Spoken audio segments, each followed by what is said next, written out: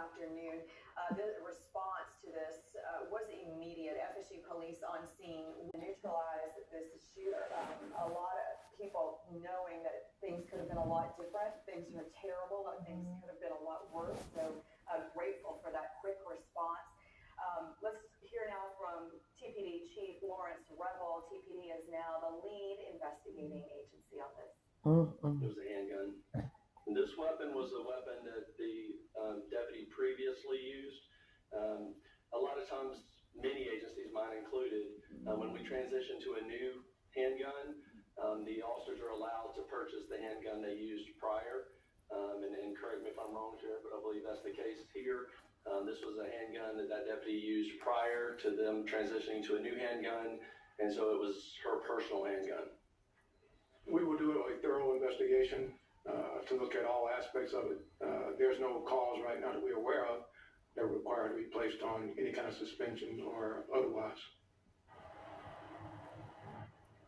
And talking about kind of the police presence that was there, Chief Revel saying at the very end of that press conference that while today's actions were horrific, he was so proud of the response and the way that it was carried out, because he did talk about this a little bit.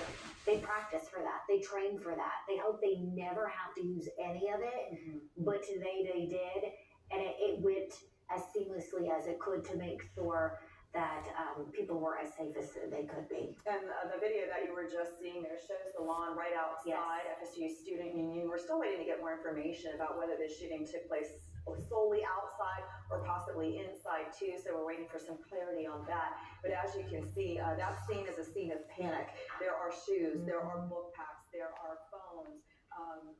Like she said, 6 or 8 people got hurt, injured, 2 died in a matter of moments,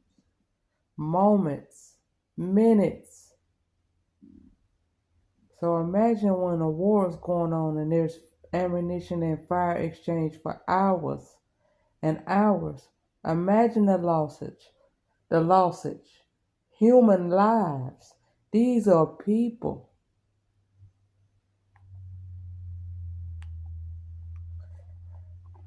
Behind us at the Student Union. I'll set the stage right now. Tennessee Street is still closed. It's as quiet as you'll ever hear Tennessee Street. FHP troopers are keeping the road closed. It's 6:16 p.m. Florida, North Florida.